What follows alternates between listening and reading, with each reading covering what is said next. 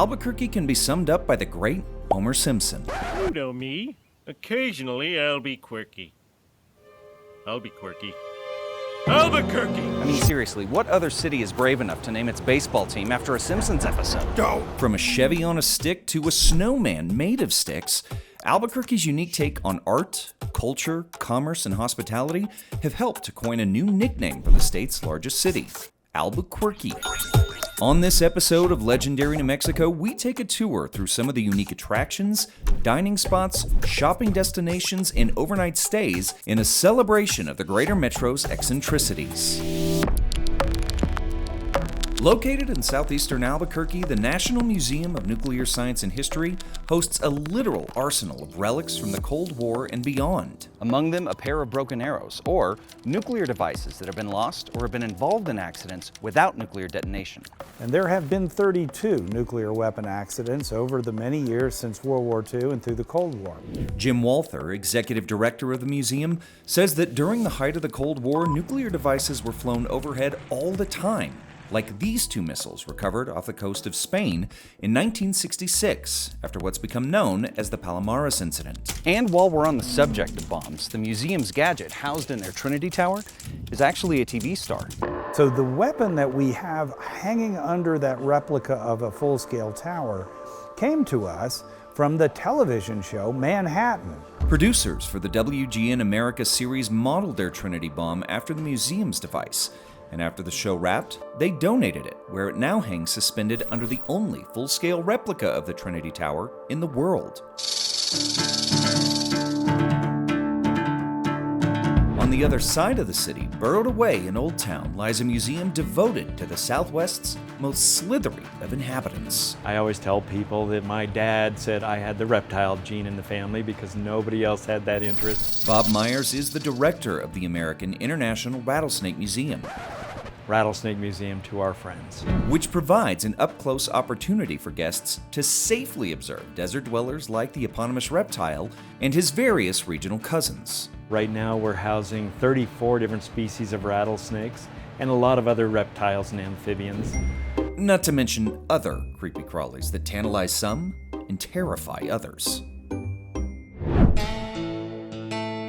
The other half of the museum is a collection of artwork and artifacts, everything reptile related. Bob opened the museum in 1990, May 5th, Cinco de Mayo. and part of its mission has been to educate and set the record straight on some popular misconceptions about the rattlesnake.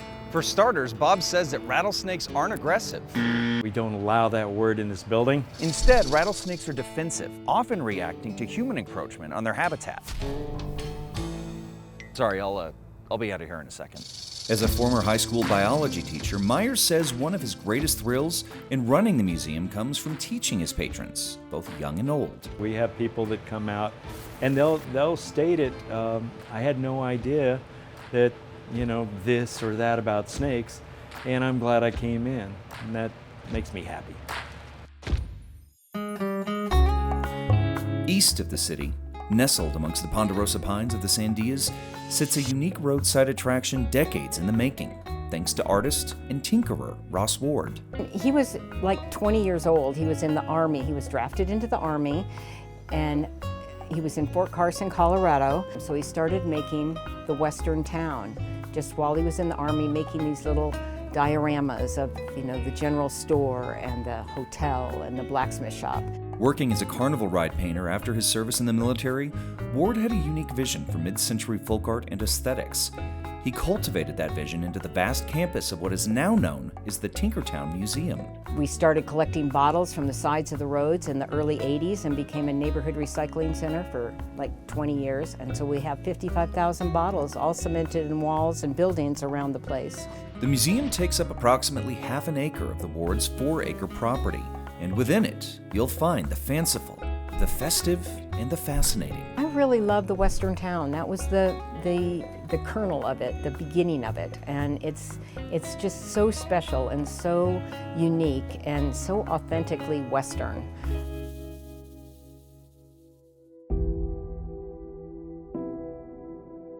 Seated in the shade, a Jeep Cherokee sits adorned with hundreds of crafts and characters, an opus of Ross's that served a deeper purpose in his twilight years.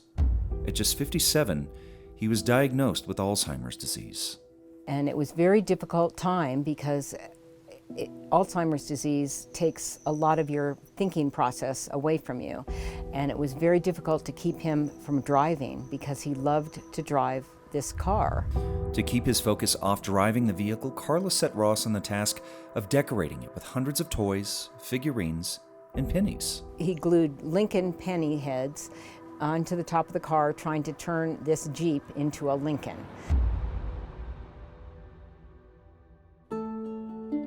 Ross Ward passed away in November of 2002, but his legacy of creativity and whimsy lives on in the thousands of characters he created and through the woman with whom he shared his life. We expect everybody to be amazed and experience wonder and hopefully get inspired to create things for themselves. Coming up, we're breaking out the pocketbooks for some unique buys in the metro, and later, a brothel turned bed and brew has gained international attention for its paranormal activity. Legendary New Mexico will be right back. Shopping local takes on a whole new meaning here in Albuquerque. One-of-a-kind finds, southwestern swag, and wares that even Walter White would approve of. You're god right. You're never more than a stone's throw from a quirky shopping experience. Don't let the stereotype of a big mall fool you. Located on the lower level of Coronado Center is a locally owned shop that caters to collectors from all walks of life. When something new comes through, it's so exciting to see. Maybe I might not have seen it since I was a kid on some things. Greg Daniels took his passion for movies and collecting and married them into GDE Vintage, one of the few places you can find rare relics from a galaxy far, far away. In the back case, we have the Amana Man, Power of the Force. As well as goods from that other George Lucas franchise. Indiana Jones. And collectibles you never knew existed. Lone Ranger toys floating around the store. Michael Myers t-shirts, Maiden dolls, Lost Boys Simpsons dolls, characters, starting lineup toys. Such a variety of different things. Greg spent years working behind the scenes for various movies and TV shows. In my childhood, I actually wanted to be an actor. You know, I never turned out to be an actor, but I was behind the scenes a lot. And after 10 years in the movie biz, Greg turned a blossoming affinity for collectibles into a lucrative business. When I look back at photos from 4 years ago when the store first opened, I thought it looked good then. And when I look at it, to me, it looked empty. Since opening his store in 2017, Greg has seen thousands of movie fans, music fans, and comic book fans make their way through his aisles. And as much as he enjoys sourcing that perfect collectible, the real delight comes from his customers. My favorite part is actually seeing the enjoyment the customers get from the store, the excitement, the friendships you make, the people you get to know, the similar interests that we all actually share. Doesn't mean we all have to get along at all times, but we share so many interests that there's a bond there that's greater than our differences.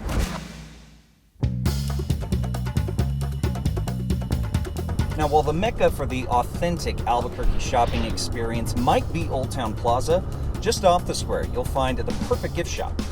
Literally. The name The Perfect Gift Shop actually came from my significant other. He would say, well, you know when somebody says, well, I found the perfect gift. Okay, well, where did you find it? I found it at the Perfect Gift Shop. This is undoubtedly the preferred destination for that person on your gift-giving list that is impossible to shop for. My idea definitely was to have just that unique item and overall uniqueness within the shop. I love a lot of natural elements. I love having just, you know, the beautiful cholla right here. Just random but beautiful things that you can't find everywhere. You know, that's why you're going to come and visit my shop. That's why you're going to come and see me.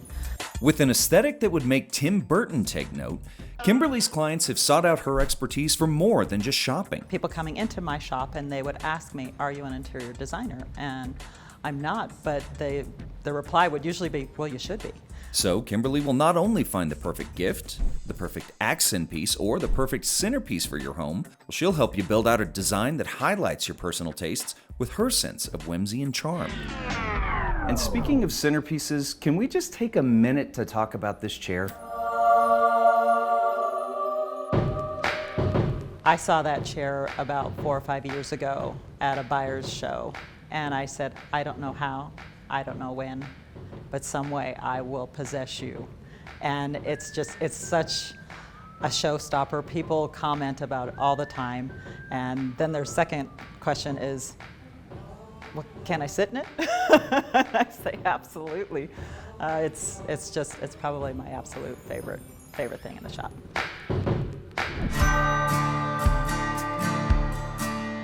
Of course, if you're shopping for a Breaking Bad fan, the only challenge becomes which awesome piece to take home from the Breaking Bad store. We just didn't want it to be a gift shop. We want people to, when they come through our museum photo op, we want them to feel like they are in the shows. The Breaking Bad store is a labor of love for two die-hard series fans. Shop co-owners Mark Smith and Ed Candelaria mused over the idea of a retail shop, celebrating the award-winning AMC series for nearly a decade. We always thought someone else would do the store, but since no one did, it just became a reality late 2019. The store has three components: a gift shop, museum, and immersive photo experience. The opportunity to grab a Walter White t-shirt, get a close-up look at props from the show, and pose with Gus Fring at Los Pollos Hermanos, well, it's enough to make even the baddest of baddies lose their cool. Oh, tight, yeah! When you have visitors from other states, other countries, and they're saying that they weren't even planning on coming to Albuquerque or New Mexico, but they made the stop because they're pilgriming to Albuquerque because of Breaking Bad, that shows you it's still relevant. It'll still be relevant. Coming up, brews and booze are on tap at the Painted Lady. How this former brothel turned B&B wound up on ghost adventures. Legendary New Mexico will be right back.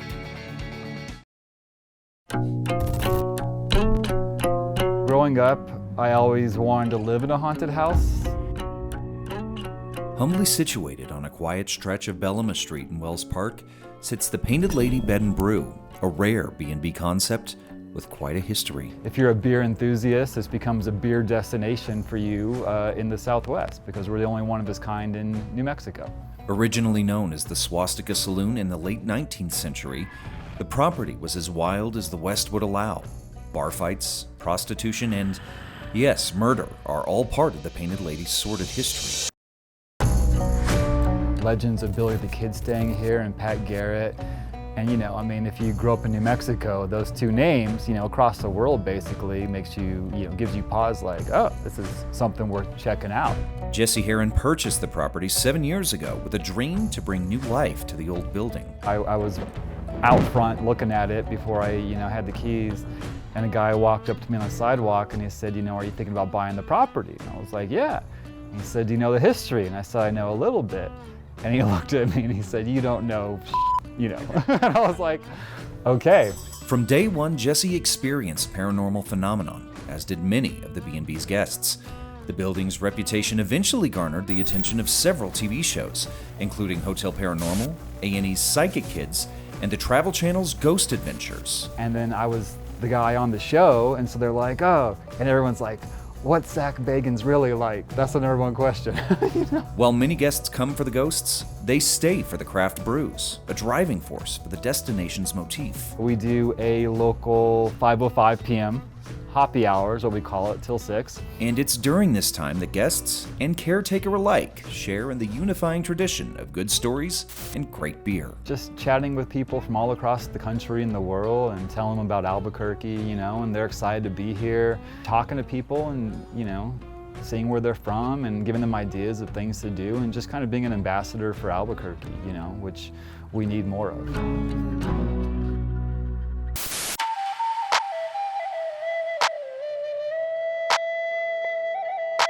Serving as an ambassador for Native artists in the Southwest, the Nativo Lodge, just off of I-25, features the work of 60 artists. There's really nowhere else in the world that you can stay and sleep in a work of art.